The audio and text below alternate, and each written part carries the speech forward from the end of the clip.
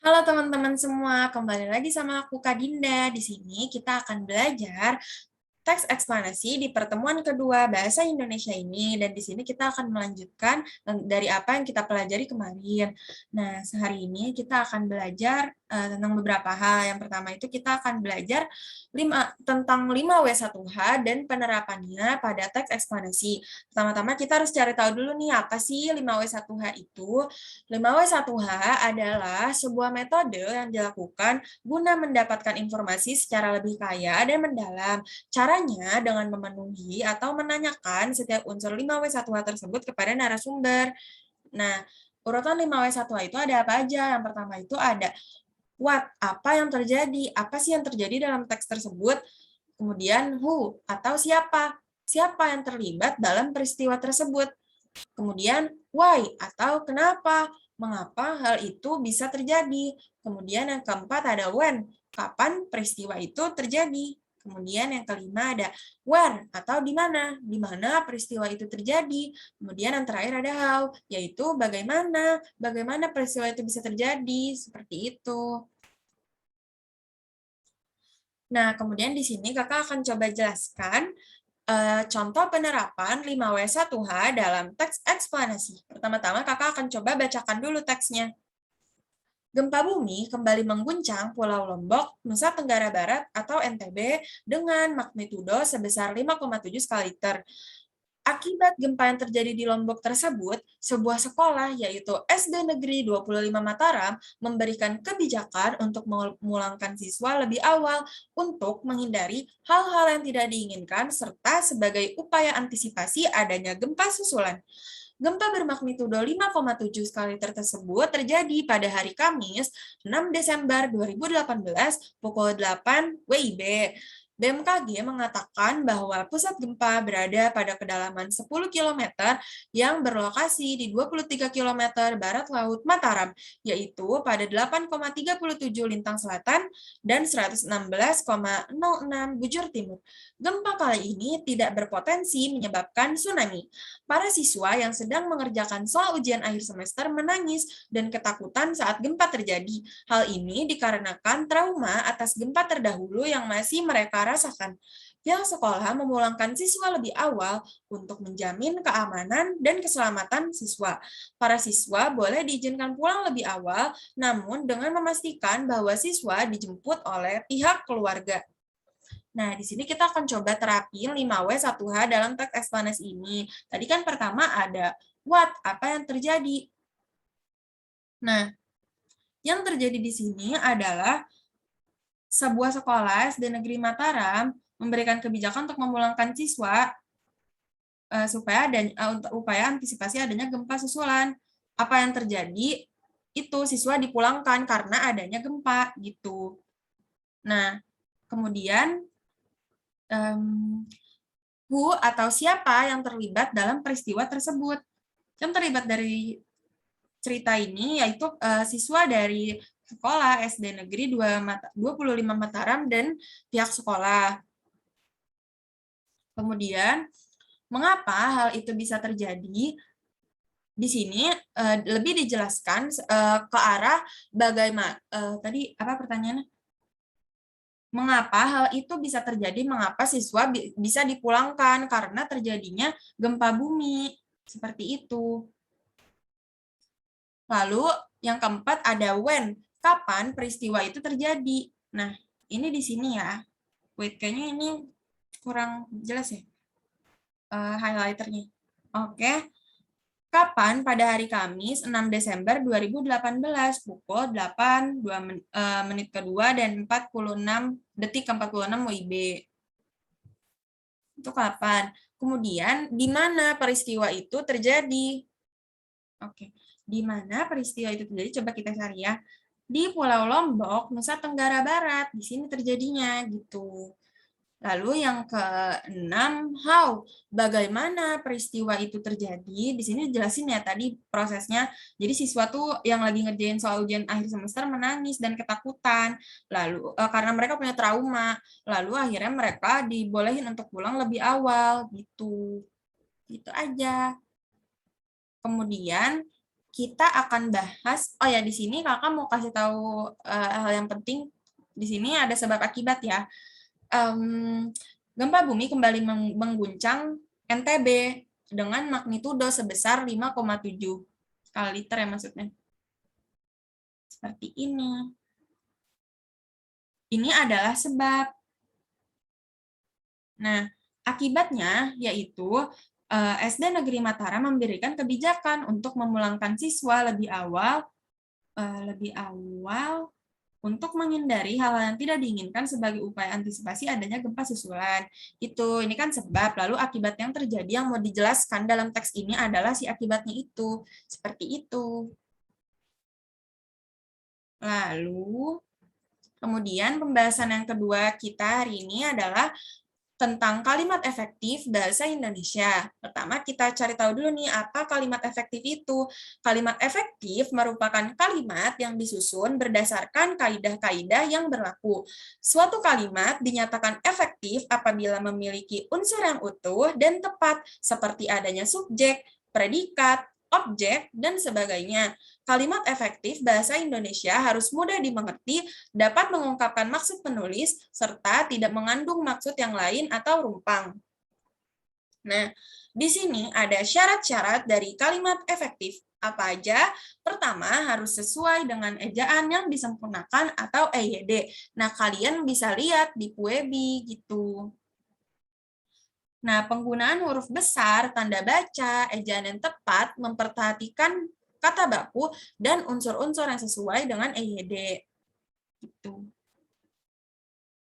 Kemudian yang kedua, mempunyai subjek dan predikat. Syarat kalimat efektif yang baik juga harus memiliki susunan yang sistematis. Maksud dari susunan sistematis itu sendiri adalah kalimat yang terdiri atas subjek, predikat, dan objek atau keterangan. Tapi kenapa di syaratnya ini mempunyai subjek dan predikat aja? Karena itu merupakan syarat minimal terjadi kalimat. Maksudnya subjek dan predikat itu apa, Kak? Misalnya seperti ini. Apa ya? Coba ya. Jadi seperti ini, kalau subjek itu kan orang yang melakukan aktivitas ya. Jadi seperti ini. Aku mau pindahin ke sini aja. Ya ampun, error guys. Gini jadinya, misalnya Dinda. Oh iya, pentep aku lagi rusak, jadi aku pakai yang agak udah lebih rusak lagi gitu. Ya ampun, maaf ya guys. Jadi Dinda di sini berperan sebagai subjek, kemudian misalnya Dinda menangis misalnya. Nah, di sini kan sudah jelas kan kalimat seperti itu. Dinda berperan sebagai subjek dan menangis berperan sebagai predikat. Umumnya predikat itu merupakan kata kerja, seperti itu. Kemudian yang ketiga, tidak bertele-tele. Kalimat efektif tidak boleh bertele-tele dan boros kata. Contohnya kayak apa, Kak? Kayak misalnya seperti ini nih. Lapangan itu sangat besar sekali.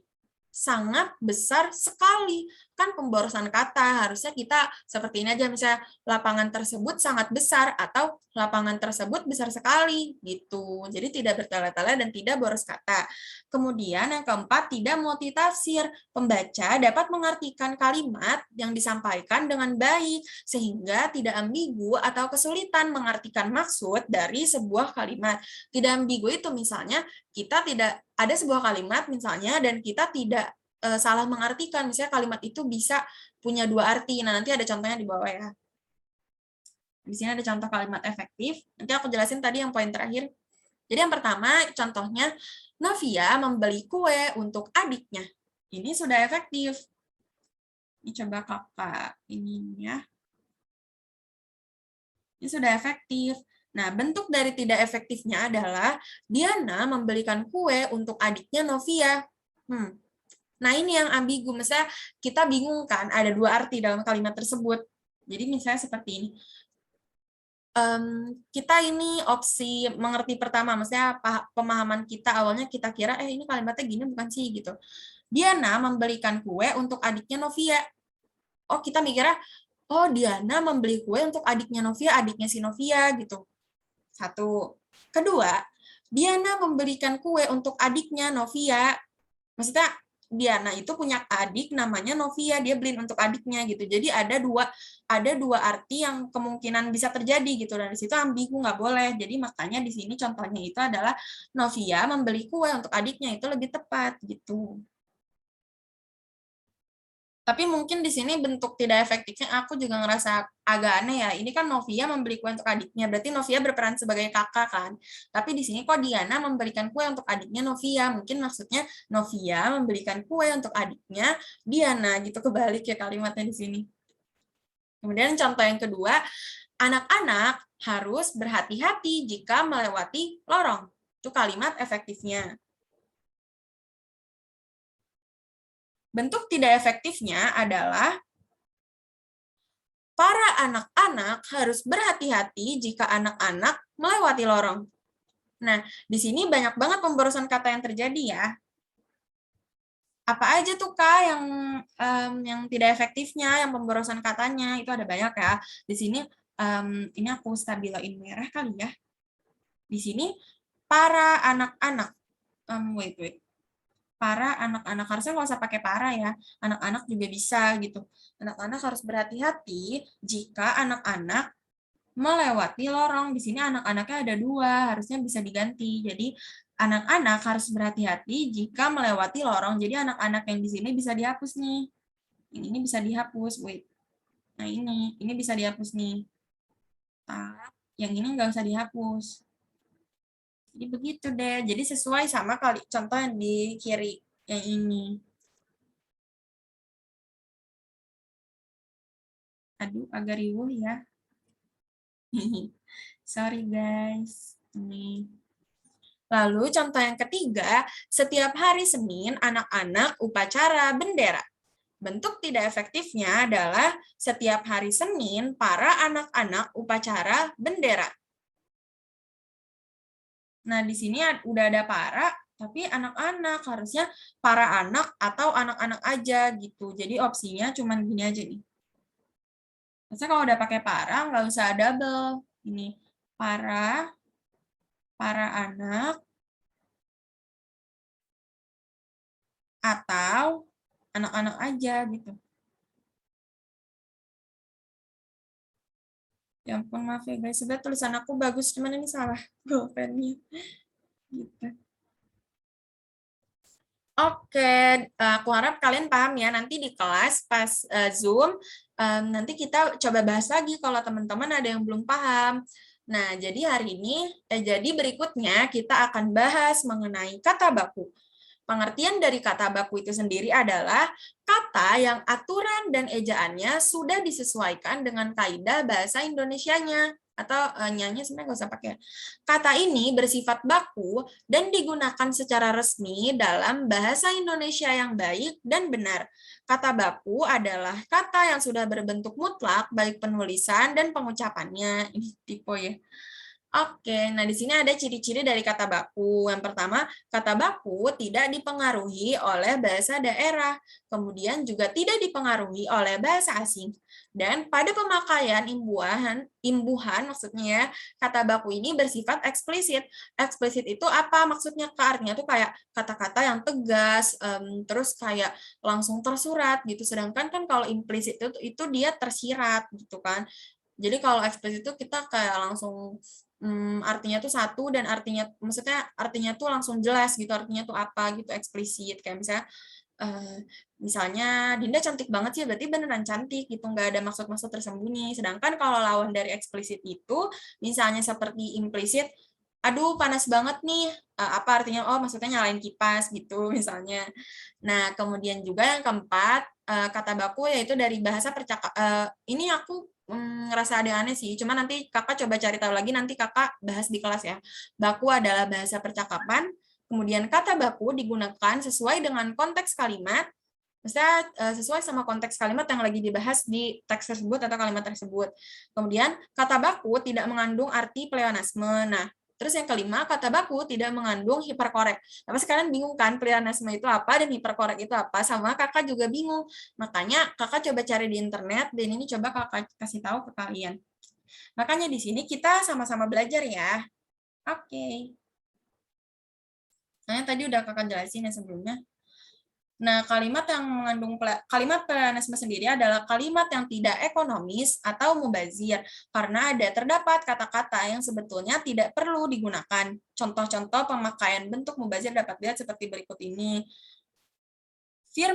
Firmarina meneliti tentang teka-teki bahasa Minangkabau, padahal tentangnya itu bisa dihapus. Terus habis itu, yang kedua, banyak pemikiran-pemikiran yang dilontarkan dalam pertemuan tersebut. Harusnya pemikirannya satu aja ya, gitu.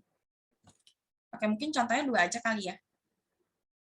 Biar cukup waktunya. Salah buka aku. Nah, ini. Kemudian, di sini juga ada contoh-contohnya. Kalian bisa coba baca. Wait, kok nge-freeze ya? Bentar ya.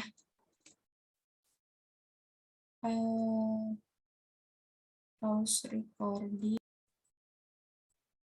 Oke, sekarang kakak lanjut lagi ya. Tadi iPad-nya agak error gitu. Oke, tadi di sini kakak lupa jelasin tentang hiperkorek ya. Tadi yang di sini. Baru ingat. Oke, udah agak jauh ya. Mana tadi? Oh, ini. Kata baku tidak mengandung hiperkorek nih. Yang ini kakak stabilain. Aduh. Kata baku tidak mengandung hiperkorek. Nah, ini nih. Kita lihat ya. Hiperkorek itu apa? Nah, hiperkorek itu kesalahan berbahasa karena membetulkan bentuk yang sudah benar sehingga menjadi salah. Jadi dia tuh tadinya udah benar, tapi kita benerin, tapi jadinya malah salah gitu. Misalnya seperti utang, dia kan udah betul, malah menjadi hutang. Nah, itu contohnya seperti itu. Terus misalnya insaf, kita ubah jadi insyaf gitu. Gitu aja. Sekarang tadi kita lanjut ya, contoh-contoh kata baku, tidak baku. Abjad itu bentuk kata baku dan kata tidak bakunya abjad. Kemudian advokat dan advokat. Aktif yang tidak bakunya adalah aktif. Kemudian Al-Qur'an kata tidak bakunya adalah Al-Qur'an. Gitu. Apotek kata tidak bakunya adalah apotek. Gitu. Nah, nanti kalian bisa baca ya karena ada batasan waktu gitu. Nah, kalian boleh dibaca sebentar ya. Oke, lanjut ya. Tadi saya ada yang ngetok-ngetok pintu. Oke, kita lanjut. Nah, jadi kalian boleh baca nih contoh-contoh kata baku dan tidak baku. Dan bisa juga kakak menyarankan kalian coba cari tahu di Twitter. Kalian nggak main Twitter, nanti coba kakak kasih tambahan-tambahan kata baku lainnya ya. Nanti kakak kirim di WA mungkin gitu ya. Kalian baca-baca lagi yang banyak supaya makin pintar, makin jago, makin keren gitu. Nah, mungkin hari ini segini dulu. Nanti kita akan masuk pada latihan soal dan kakak inginnya latihan soalnya di Zoom supaya kita interaktif gitu. Kakak harap kalian memahami materi tadi dan kalau ada yang kurang paham bisa ditanyakan di Zoom kita nanti gitu. Jadi nanti di Zoom kita akan membahas tentang latihan soal dari apa yang udah kita pelajari hari ini. Oke, sekian dari kakak. Assalamualaikum warahmatullahi wabarakatuh. Dadah, sampai bertemu di kelas Zoom nanti. Semoga apa yang kita pelajari hari ini bisa bermanfaat ya untuk teman-teman semua dan juga untuk lingkungan di teman-teman semua. Oke, dadah.